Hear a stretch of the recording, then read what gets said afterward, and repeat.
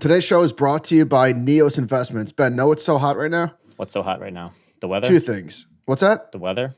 It is. Very humid. Monthly income through strategies that use option overlays. We've been talking a lot about these lately. Boomer candy.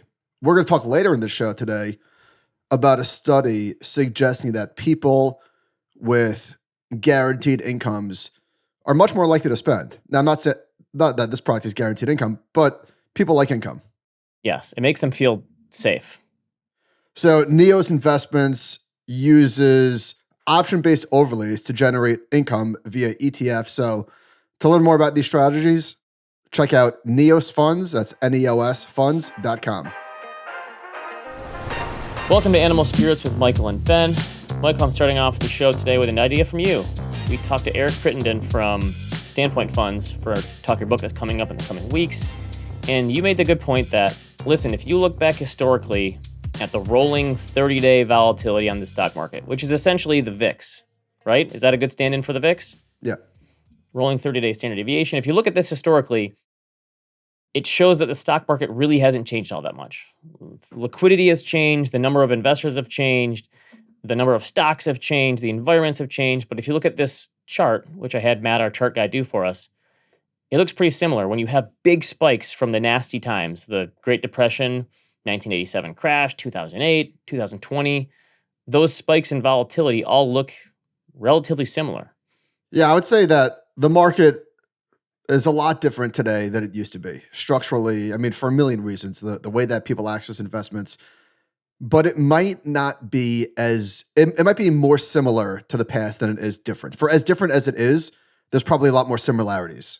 The whole idea of volatility and the way price moves and also the way that you have these periods of low and declining volatility where you have these boring periods for a long, long time, which I don't know how long the one's going to last right now, but volatility is very low right now. You can see it's basically historically, it's at the lower end of the levels here, but it can stay there for a while. Even though there's a lot less people in the market pressing buttons than there used to be, people are still people. And markets are still markets. Yes, but that's the crazy thing. All these things that have changed over the last 40, 50 years in terms of index funds and ETFs and IRAs and 401ks and HFTs and hedge funds and all of that different stuff, volatility is still the one constant because human nature is. Anyway, interesting. I think it was on last week's show, maybe 2 weeks ago, we talked about, you were saying you feel sorry for active managers because this is maybe the hardest market ever for them to beat the market. And I think so Jason Zweig did a story on this. In the first half of 2024, according to Morningstar, 18.2% of actively managed funds and ETFs have beat the S&P, if that's their bogey. It was only 19.8% in 2023. Over the past decade, 27% of actively managed funds benchmarked to the S&P actually beat it. So less than a third, roughly a quarter of funds beat the market. I think you could make the argument that the last 5-10 years is the hardest period ever for active managers. It is. The reason why, or one of the reasons why, I mean, we know that it's all tech, but here's a good data point that we've been talking about. Mobison wrote about this. But I saw this chart years ago. Was it Ned Davis Research or the Luthold Group, or somebody had a chart showing $1 invested in the S&P 500 versus $1 invested in the largest market cap weighted stock in the US.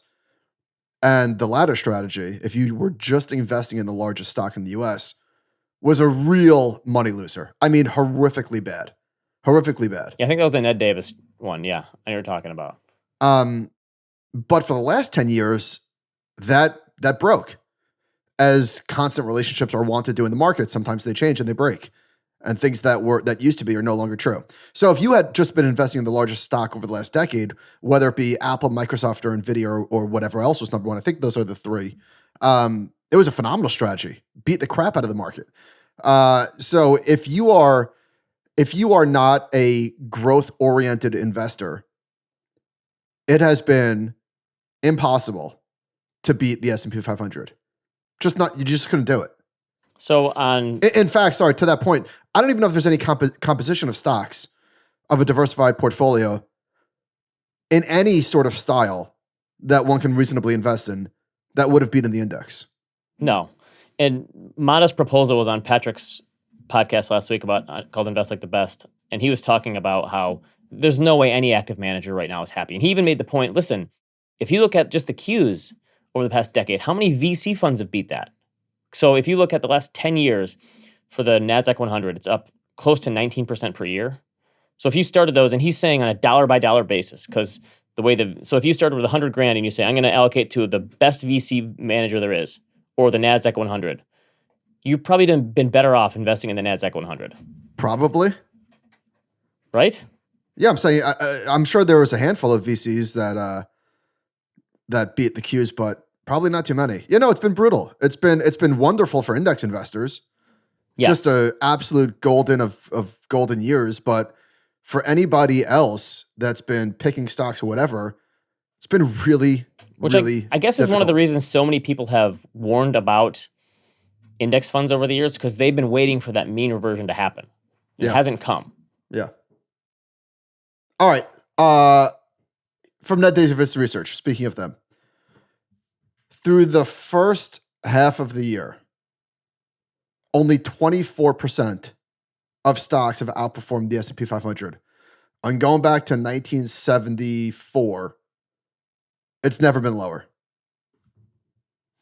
Really tough. The question is, though, what comes next? All right, these big stocks finally roll over and the market falls? Or is the next thing just that all these other stocks that have been underperforming, small caps and value stocks and everything else, comes up when these big stocks falter? Well, that's the question. This is also interesting. Another one from Modest Proposal.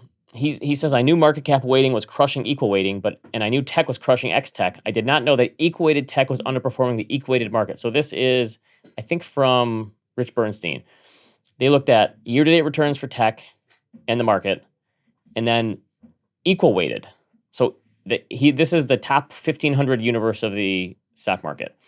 And equal weighted of the overall market is beating equal weighted for tech. So it's not just, hey, put anything in, throw a dart at a stock. What do you call it? The stock. Remember when they used to have the stock prices printed in the Wall Street Journal? You can't do that anymore with a dart. The dart doesn't stick into the computer screen. They don't print prices anymore? Do they? I don't know. I've never had a. I don't know if this is true. Well, which universe are they looking at? This is the top 1,500. So okay, that because might be the NASDAQ equal weight is up on a total return basis 6.69% year to date. Okay. The equal weight S&P is up 4.39. Okay, so this is a different universe. Regardless, the equal weights are pretty close. Whereas so this again points to, it's not just tech; it's big tech. That is. Anyway. And so it is, what is today, Ben? It's Tuesday, 10:30 in the morning. NVIDIA is running. Looks like an all-time high is probably coming. The stock market is close to all-time highs again. We'll find out. But NVIDIA had, what was that correction? Down 13% in a couple of days. Remember, we said the market didn't even blink. And was at the top for NVIDIA. I don't know. I have a hard time. Maybe it would have been braver if I said this 2 weeks ago, but I have a hard time imagining NVIDIA peaking just because, like the peak just because, outside of an earnings report that bombs relative to expectations. Like that's more likely to be the top, right? Where it gaps down 20% or whatever, versus it just losing its momentum just because it stalled out. Tesla was always my stock I put in my too hard pile. For years, I said, I don't want to be a person who predicts Tesla either way. Because there was really smart fundamental analysts who were trying to short Tesla for years. And then there was other people who were wildly bullish on the stock. And the bulls were more or less right. But I always said, leave me out of Tesla. I want nothing to do with trying to predict what's going to happen. I'd probably put NVIDIA. You know, as a target date fund investor, I'm shocked to hear you say that. But I'd put NVIDIA in that one as well. Do you have a too easy pile? What's in your too easy pile? Target date funds? Index funds, right? Index funds are too easy. Throw this in my face if stocks blow up, but yeah, index funds. But I've been trying to tell people for probably too long now that like things are cyclical. Look at this chart from Goldman about the different sectors, and this is kind of wild that energy stocks made up 26% of the market in 1980. Now it's 4%. Financials got to 22%. Now they're down to 12. I guess you could easily make the case, listen, technology is part of our lives. This is going to remain big forever. But these things are cyclical. I don't know. I don't know the pivot's coming. It's cyclical. That's all I got. Yeah, the point that we've been making about tech stocks for years is just they're different than the previous regimes of large stocks owning an outsized portion of the index. This time really was different. No, never was there an Apple that just dominates our lives. I'm on my Apple computer. I've got my phone and everything else. In my office right now, I got iPads, iMac, AirPods, watch, everything. And you could go on down the list. Amazon, obviously, Google, and now Nvidia would fall way outside things that are used in our daily life. But you understand the point. Like, what replaces Apple? What replaces Google? And maybe Facebook, you could argue. But like, there's no precedent for things remaining on top for, I'm not going to say forever, because obviously eventually there will be new leaders, but there will be a robot company someday, right? There will be some new AI company. There'll be new. It'll happen. But in the past, it was GE was the biggest company. And how many people even knew what parts of their life GE impacted? Right. And Exxon and IBM and Cisco and whatever. Like, so it's not to say that there won't be cycles or these stocks won't go through periods. I mean, listen, they just underperformed in 2022 dramatically. First level investing, though, has won for this cycle. Yeah, I might have told the story, but probably 10 years ago at this point, somebody in my family who was a big Apple bull was, laughing about Apple being the next Apple or whatever, or something, that sounded super toppy at the time. And I'm just thinking like, and I'll show you. Yeah, no, he showed me. And so I don't know. But listen, these companies, they're still growing at how much is Microsoft still growing? It's top and bottom line. The hard part, I feel like we've kind of run out of things to say here about these companies. We've like reached the end of the road, right? It's like at Truman Show when he gets to the end, he brings a sailboat and he's like touches the screen. Yeah. So listen, so long as these companies continue to grow their businesses the way that they are, they're going to continue to outperform, man. But it's also like these companies have had massive drawdowns along the way, though. It's not like it's just been a straight line up. I just said that 2022, Google and Amazon got cut in half. Facebook lost 2/3 of its value. Nvidia was down 66, down 2/3 or something. So it happens. This is an interesting one from the Wall Street Journal because we ran out of stuff to say with tech stocks. They show the number of mutual funds. No, I'm sorry, just last thing. But I guess just the idea of Apple becoming the next IBM, like, think about how much better these companies are management-wise, everything-wise. You know what I mean? Like, yeah, not impossible. But if that's what you're hanging your hat on, like, I fall into the camp of one of these tech stocks is going to falter and be in the future. They're going to go, what happened? But I wouldn't want to try to pick which one. Yeah. From the Wall Street Journal, the number of mutual funds and ETFs versus the number of stocks. So I wrote about this recently too. The number of stocks was like 8,000 in the mid-90s, and now it's down to 4,000 or something. And a lot of that is microcap stocks in the 90s. Companies were going public and cashing in on euphoria. But look at the number of funds. It's gone from 6,000 in the mid-90s to 12,000 now. The point being, like, there's way more funds, ETFs and mutual funds, than there are stocks. Why do we have so many funds? What's the point of this? Todd Sohn had a great piece about this that I'll remind me, please, to throw in the doc for next week. There's a lot of ETFs. It's crazy though. Like, I mean, is it just more the cycle of there's a large cemetery of them too, and we're gonna try 5 this year and hope 1 sticks, or whatever, 12 this year and hope 2? Is that the thinking behind it? We just keep rolling them out and hope something sticks. Yeah. Okay. It seems unnecessary. Is it necessary that I drink my own urine? Did I? What's that from? I know you're not a dodgeball fan. Okay. Yeah. Dodgeball never did it for me. How? Dodgeball's a great movie. I mean, that's Patrick O'Houlihan. All right, it was pretty good, but I have a hard time picturing Vince Vaughn being a world champion dodgeball player. I mean, if that's the standard that we're holding to movies, come on. All right. Marked out. I threw up a little in my mouth. That one always got me. Okay. I did like that one. Nobody makes me bleed my own blood. All right. Walter Bloomberg tweeted, U.S. screened 3 million air travelers on Sunday, the highest number ever on a single day.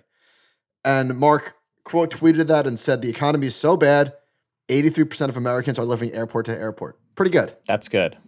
Torsten Slok had record high demand for air. He shows the chart going back to 2020. And yeah, just keeps, this looks like the stock market almost, doesn't it? This chart.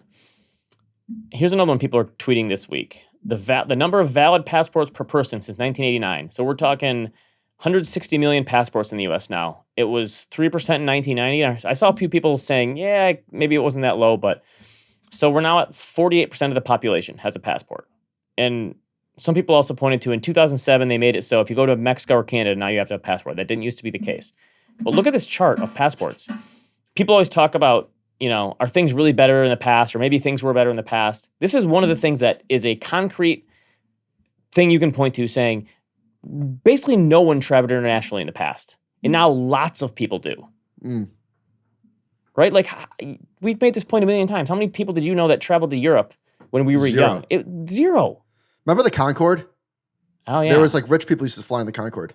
I don't know why they got rid of that thing. Supersonic speed, right? But this is something you can point to of, I've heard a ton of stories about people doing their summer in Europe this year. Friends like, yeah, we traveled all over Europe for 3 weeks or something. That literally never happened in the past. Never. It was not a thing. Hey, why can't we go faster than however fast airplanes go? That's a good question. I'm going to need a physics professor to explain, but you'd think they'd be able to make a faster airplane. There's one of our listeners, actually from my town, is a pilot. Met him at the beach this weekend, or I saw him. I know who he is. We've met before, and we were just talking about his job. And man, how cool is that? Like, oh, what do you do? I'm a pilot. Like a commercial air pilot. I feel like there is still some mystique there. Like my kids still, like when we get off a plane, they're like, "There's the pilot," right? Yeah, it's like a larger than life type of. One of those jobs that will. I mean, doctors always been like that. When someone says they're a doctor, there's a lot of doctors. Okay, but don't you think that's just like I'm a doctor, like like yeah. That gets you're an eye doctor. Who's kidding who? No, I'm a pilot. That's awesome. It is pretty cool. All right.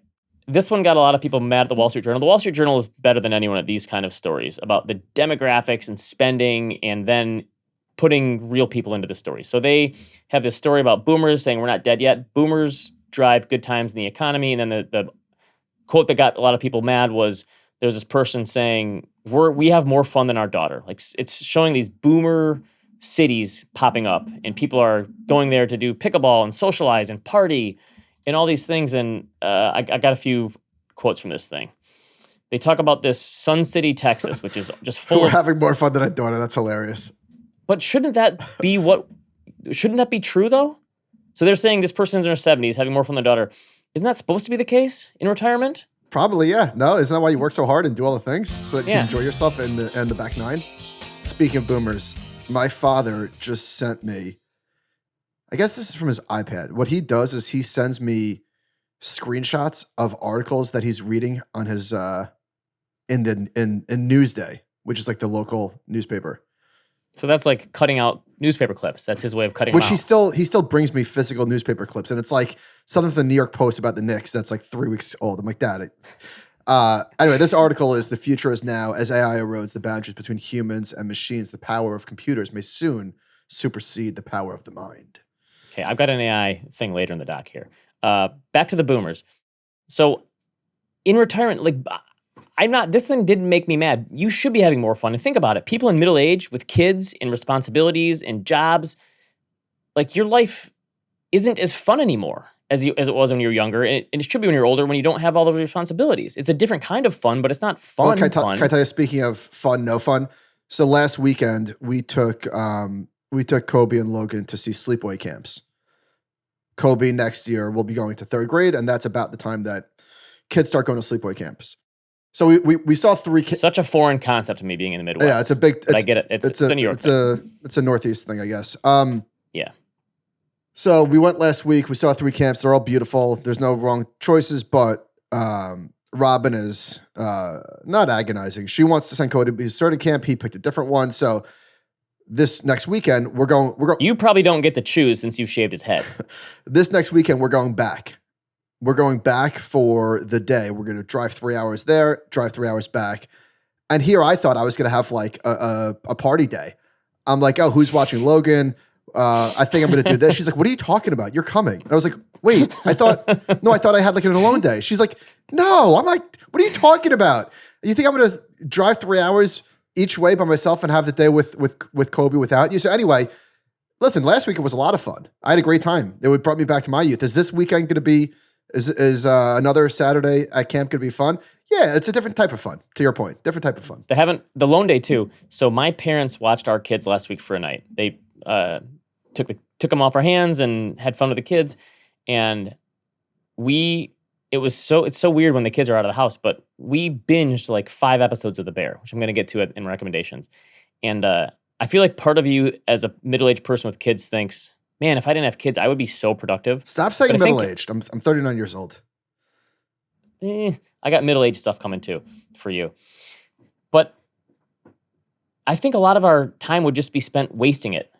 We just waste a lot more time if you didn't have kids, right? You think I'd be so more productive, I'd do this, I'd do that. You just waste more time. You'd watch more shows and movies and you'd have more downtime. That's it. That's the difference. We were talking about this. Were you here in New York? I'm getting deja vu talking about what we did before we had kids. Yeah, what did you do in your time? I was thinking about it. No, I read books and I wrote blog posts. True. That's what I did with my downtime. Okay, back to the boomers. Americans 55 and older control nearly 70% of household wealth. That's up from 50% in 1989. And they control 45% of spending, up from 29% 3 decades ago. Isn't this so much better than the retirement crisis everyone was predicting? Yeah, that's a good point. A little bit better, huh?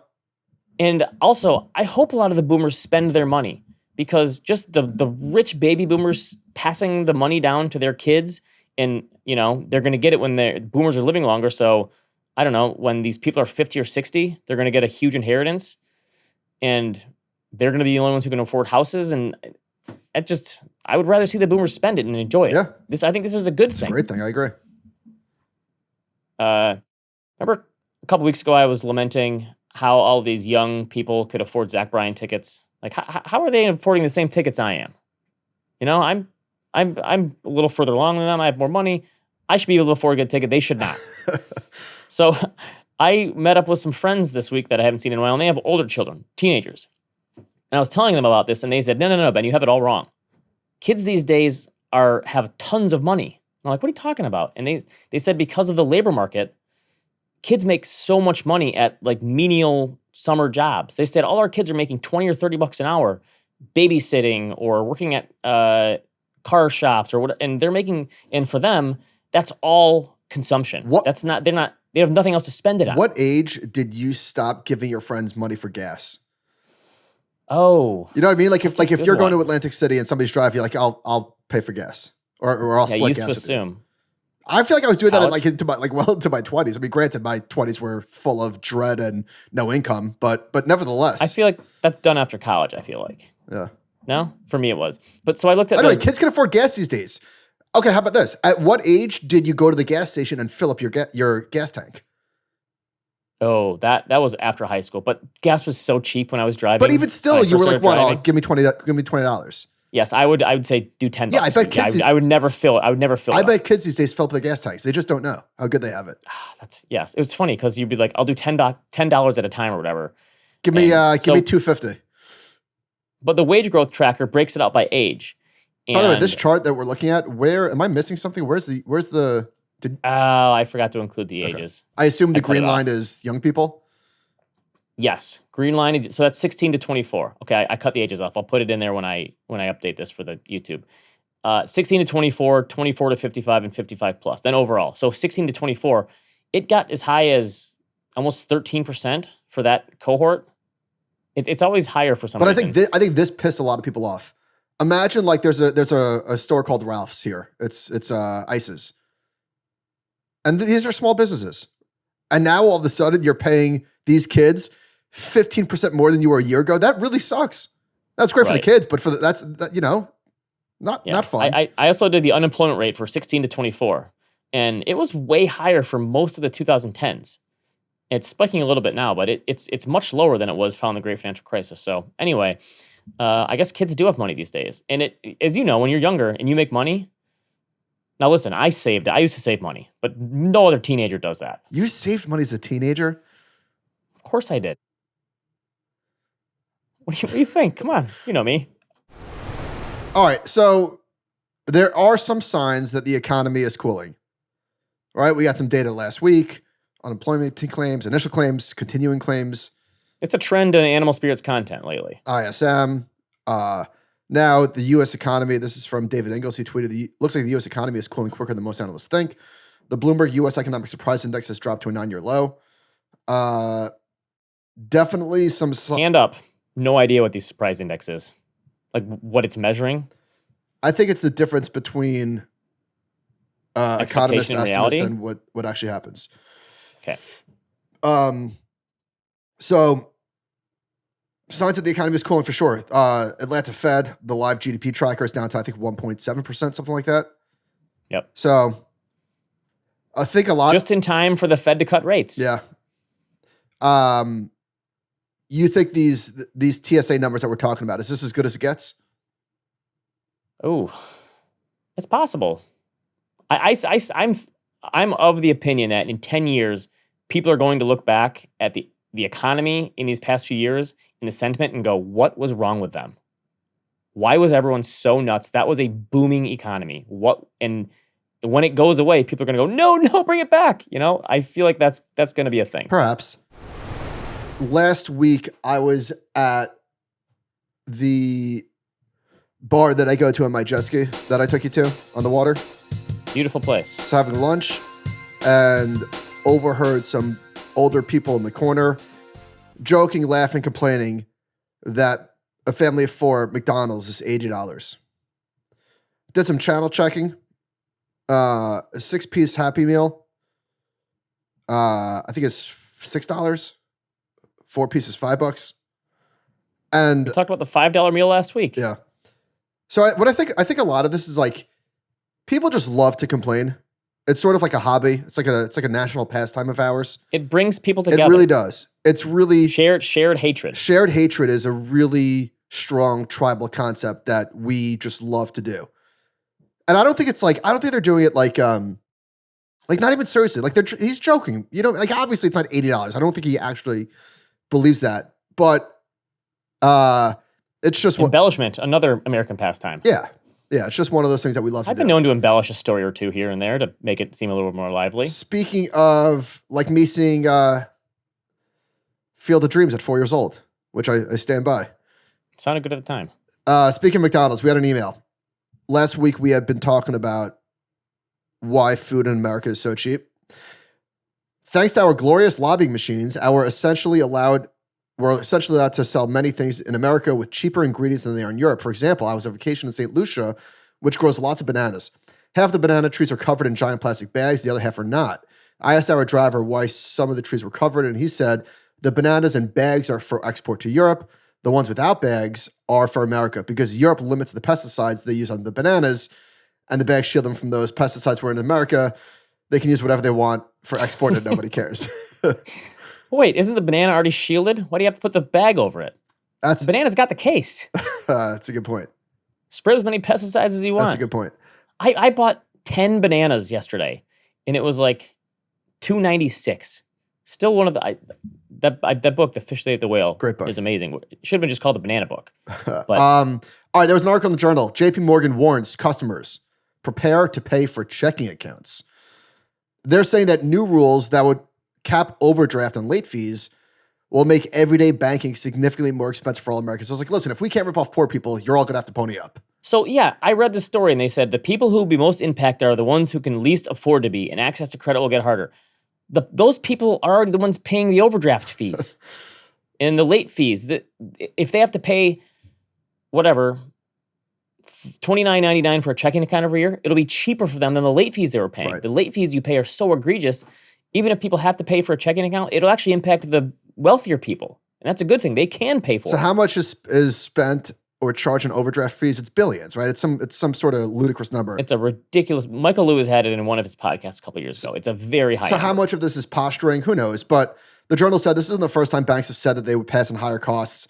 In 2010, after the post-financial crisis overhaul of bank regulations, lenders warned that they would levy fees on debit cards.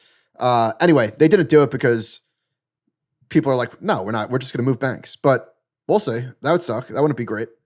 Now, it would be good. It would be good for certainly people that are being railroaded. Well, the thing is it going to turn into tiers of banks then, won't? Like the banking tier, like you have a certain amount of money with us, you don't pay, or there's going to be... Yeah, for sure. It's going to be more inequality in the banking. All right. Did you read this Goldman piece about AI being overrated? Did you and Josh talk about this? I was completely off the podcast scene last week. I had nothing to do with podcasts or anything.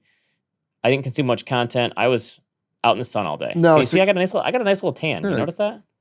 You're looking good. Sequoia wrote a piece about this that's in my to read list, but okay. So I looked at I perused this, and then this Ed Zitron guy wrote a follow up to this, and I guess he's very bearish on AI. So I don't know him. I just read the piece. Seems like he's been bearish on AI for a while, and the gist of the piece is that he's saying like the productivity benefits are likely to be limited, the power demands are significant, the generative AI stuff is unprofitable, and it really just like it's taking probabilities and the answers you get and all this stuff. And he's saying it's not going to be as great as everyone thinks. And I almost give this guy credit for doing the zag, because not many people are doing the zag on AI right now.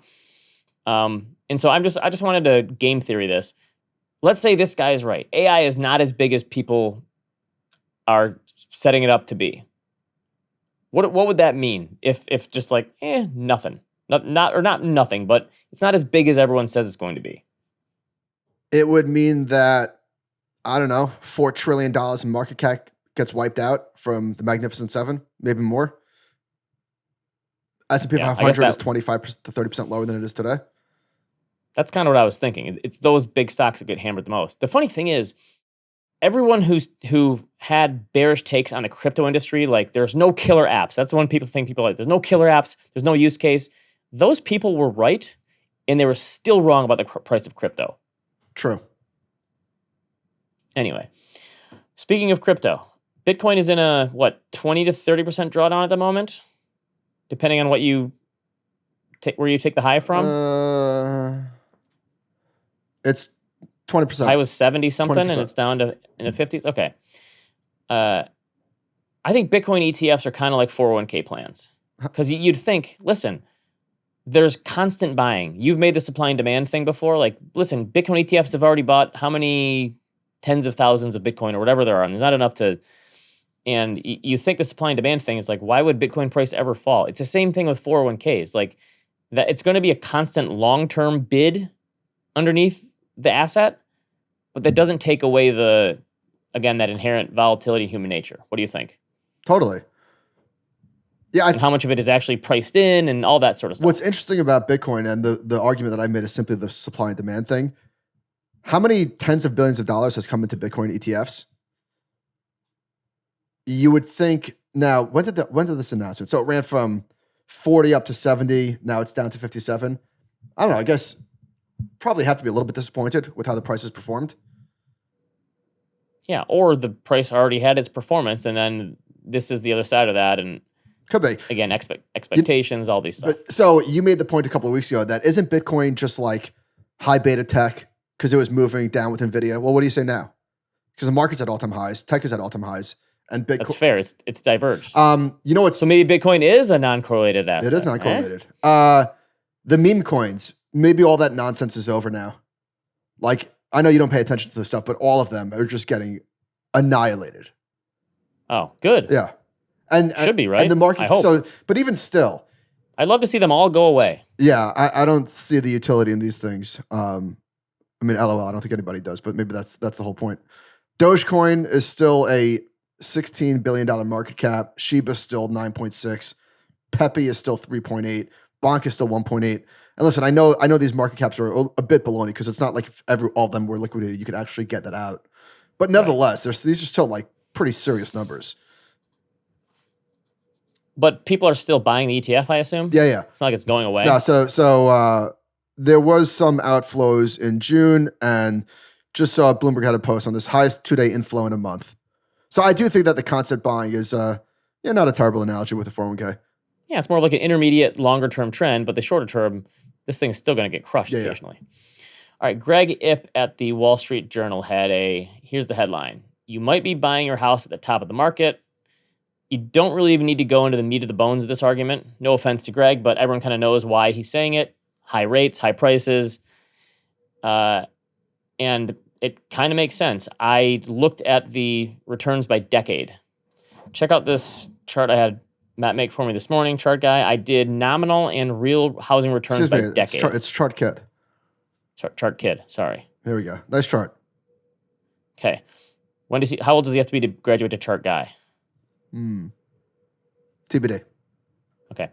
So I did nominal and real because nominal returns in the 70s were insane. If you look at it on a real basis, it's basically right now. So we've essentially pulled forward a decade's worth of housing market returns in the first, not even half of the decade. There's still, 5.5, 6 years of the decade remaining on a nominal and real basis. We've pulled that forward. So his thing about buying at the top of the market or whatever, could be housing price returns have to be relatively muted from here. You'd think that's a fairly simple argument to make. Aren't people usually buying at the top of the market? Obviously like 2010 and 11 and all that sort of stuff. Well, top of the market makes it sound like a peak more than, doesn't that make things are going to, his whole point is you're probably not going to make good financial gains from your house in the years ahead, which I think is a fair argument. Yeah. I don't know if he's going to be right, but it's a fair argument to make. But here's the thing I was thinking.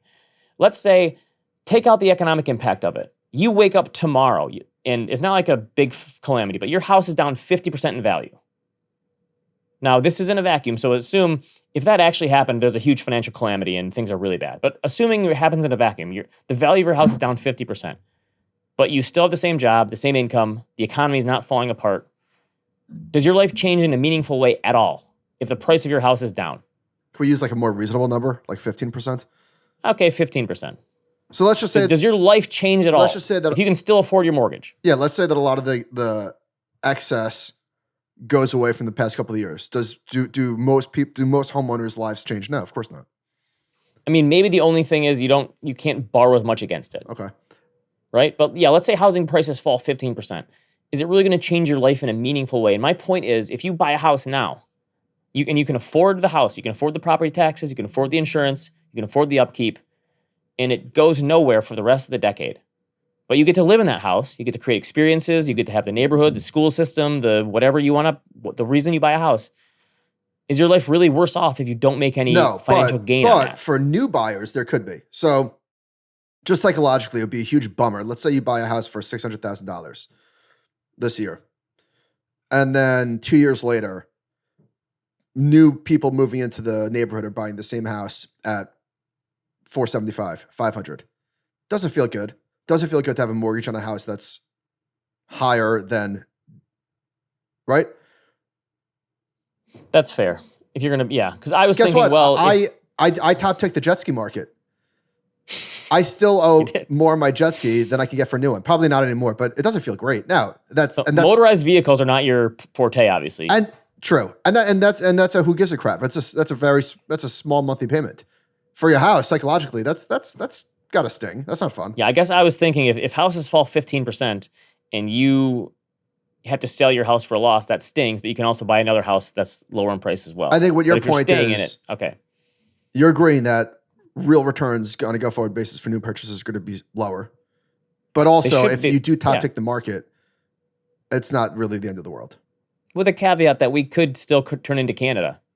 And who knows? And we look back in 5 years and go, housing prices still kept going up. I don't know. Yeah. But it would make sense. People are still transacting too. This is from The Truth About Mortgage. I think I got this one from our guy, Bill Sweet. So he breaks down the distribution of mortgage rates by 2022, 2023, and 2024. He says in 2024 now, almost a quarter of all mortgages are 5% or higher. And this was only 10% in 2022. And so there has been a lot of people who have continued to transact in the housing market. So existing home sales went from, I don't know, 6 million usually on an average to 4 million, which is a big drop, but people are still. Yeah, but barely. I mean, yes, there's still activity, but it's But look at this. There's a lot more high rated mortgages now because people are still buying houses. Yeah. It's happening. Yeah. They're moving. It's going to continue to happen. All right. There's an article in Investment News. The headline was "Retirees spend twice as much when they have guaranteed income, research finds." The amount of extra discretionary spending is significant, as those with assets in those categories spend about twice as much as those whose savings are in investments. The reason is that people think about guaranteed income sources differently than savings. I would agree with that. A survey that was part of the research found that nearly 60% of respondents said they would feel more comfortable spending on non-essentials if the money came from an extra $10,000 of income rather than a lump sum of $140,000, which is the equivalent cost of an income annuity. Now, caveat, this paper, Guaranteed Income and License to Spend, was published by an annuity industry group, okay? So consider the source. However, I still agree with it. I do. I totally agree with this. Like I can't prove this. I didn't read the paper, but people view income and savings very differently, which is why, as we said at the top of the show, it's a big part of the reason why income strategies are so attractive, why annuities, even though maybe perhaps mathematically in some cases they're not like quote optimal, people love guaranteed income. And I am of the belief that if this improves your spending behavior, improves your peace of mind, even if it's not mathematically optimal, who gives a shit? This is like the best portfolio is the one that you could stick with. It's the same type of argument.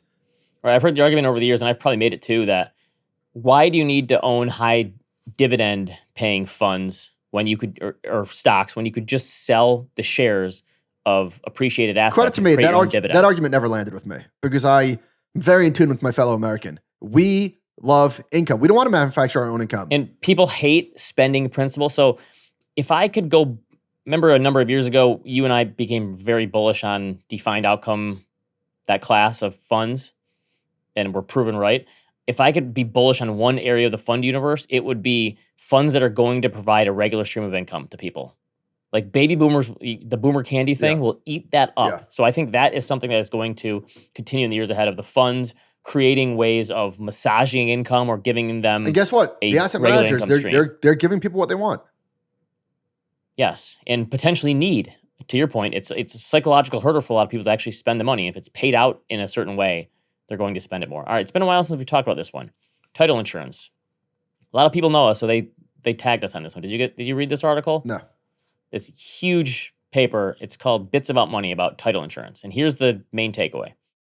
So they looked at loss ratio by insurance industry. So fire insurance, 65%, workers' comp, 48%, medical professional liability, 56%, auto liability, 76%, homeowner insurance, 82%, title insurance, 5%. So they're saying on a $4,000 or so that this person paid in title insurance, they're using an example, the underwriter expects to pay out $200 in losses.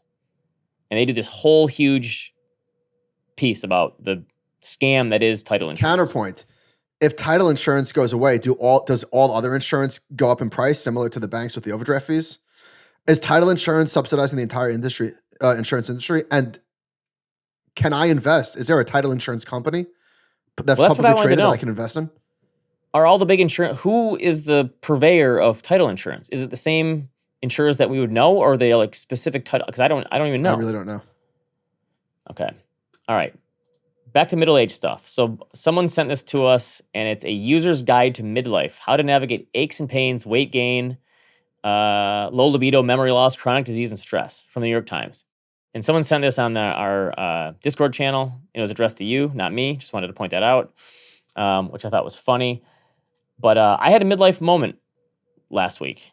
I'm a night owl usually. I'm not a morning person. It takes me a long time to get moving in the morning, but at night I can stay up late and I'm fine.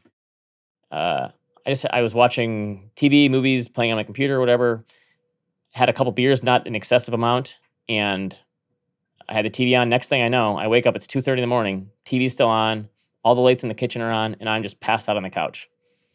Like one of those "where am I" kind of moments. That never happens to me. I attribute this to middle age. Yeah, are you falling asleep on couches? I Yes. told you last week, I'm falling asleep everywhere. If I'm lying down, I'm falling asleep. I took my kids to see Despicable Me 4 over the weekend. Guess what I did? Fell asleep again? Fell asleep. I'm telling you, those reclining chairs in movie theaters now, it's a perfect nap environment. Kobe's poking me. He's like, Dad, watch this part. Okay, I'm really watching. The one middle-aged moment that I do have that I've been having more and more lately is, aside from just falling asleep, when I get out of bed, my left foot, when I put that down and I stand up, my left foot it's hurting a little bit. Not sure what that's about. Let's just assume it's just gonna get worse. There are aches and pains when you get older that they kind of come and then they go, but they could be around for a couple months. Like, God, that's real. My arm is sore. I don't know why it's sore, and then it just goes away. Yeah. Here's my one midlife PSA. As a midlife person, go get your calcium heart screen. I did this because I had some high cholesterol and don't want to get into the nitty gritty of it, but they found some calcium in my heart and I had to make some changes, medicine, whatever. It's just boring middle-aged guy stuff, but it's like the insurance doesn't cover it. Some states it does, some it doesn't. It's like $150. And I caught it early because my doctor said, why don't you get this? It can't hurt. That's Ben's PSA for the day. You know what? I'm going to do that. It's like $150. It's a 10-minute scan, and it's like getting ahead of potential heart problems down the line. Good PSA. Downside, I'm a purely plant-based diet now, and it's the worst thing that's ever happened to me. But I'm gonna live forever.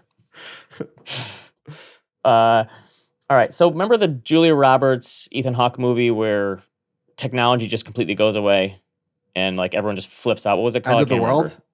Yeah. Is that what it's called? I feel like I'm gonna have a dad moment. I do feel like that's the kind of thing, if you really wanted to screw with our society, that's what you'd do. So last week we were out on the lake fishing with the kids and my daughter's holding the phone for my wife. Let's leave the world behind. There you go. And my daughter's holding the phone to take a picture of the fish she just caught. My wife's holding the fish up and the fish jumps and my daughter and loses the phone in the lake. My wife's phone is gone for the day. Huge pain in the neck to get you didn't dive in? My wife tried to dive in after it and very murky, didn't.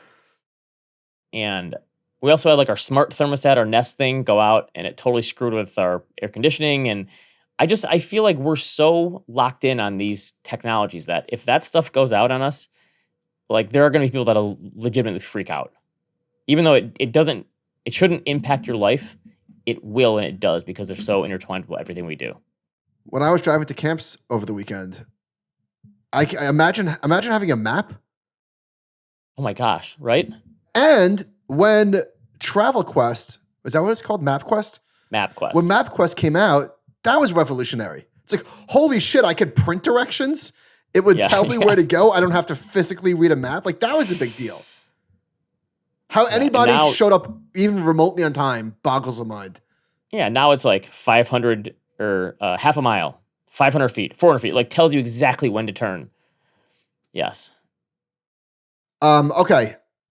There's an article in the journal. No, Bloomberg, excuse me. Why are there suddenly so many car washes? Are you noticing this in your town? Tons of new car washes. Okay, not here. Yes. Interestingly, but oh really? Okay. No, we have a local Tommy's place that is popping up everywhere. There's like a little in Mr. Car Wash versus Tommy's Express. It's like they're popping up everywhere. It really is a thing. So what's the story say? It's private equity. And a lot of it is like this subscription-based model where you could pay $20, $50 a month, whatever it is, for various packages.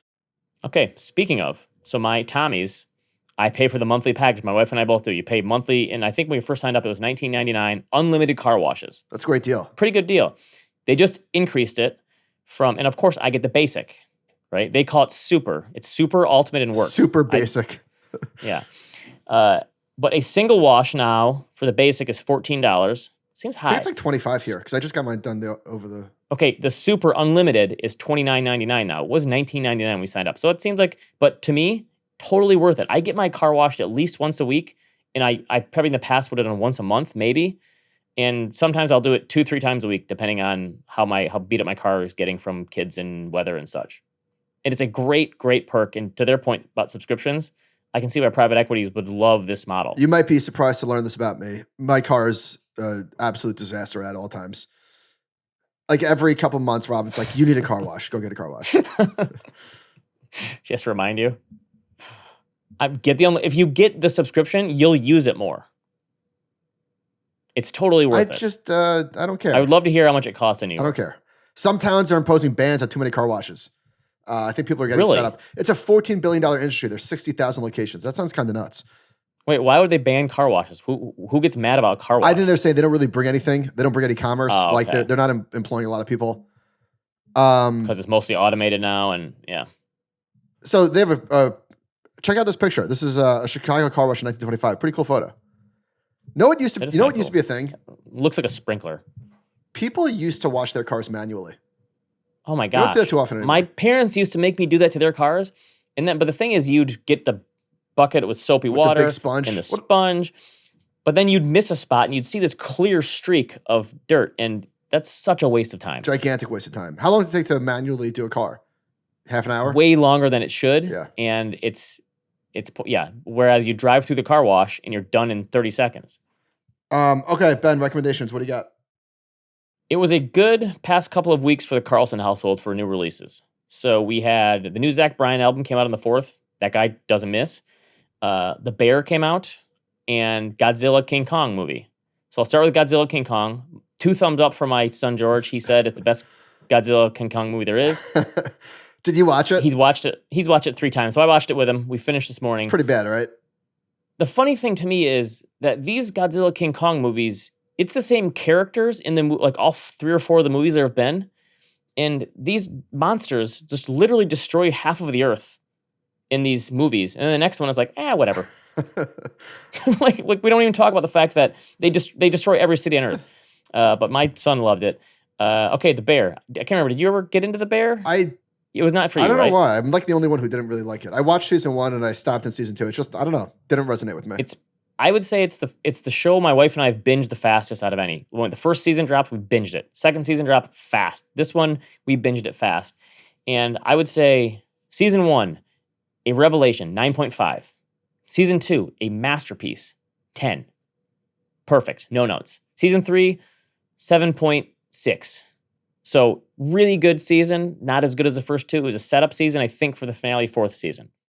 There was a couple episodes that they could have probably done without, but the ending was great, and it's easily one of the highest quality shows on TV. Like, Succession, just you never felt like there was a bad actor on the show, and the scenes always looked good. I feel like The Bear is like that, where it's such high. It feels like you're watching a movie. It's such high quality all the way around. So that's why I like it. It wasn't nearly as good, but I knew it wasn't going to top season 2 because season 2 was one of the best seasons I've ever seen of television. So there you go. But I'm ready for season 4. Shows are hard.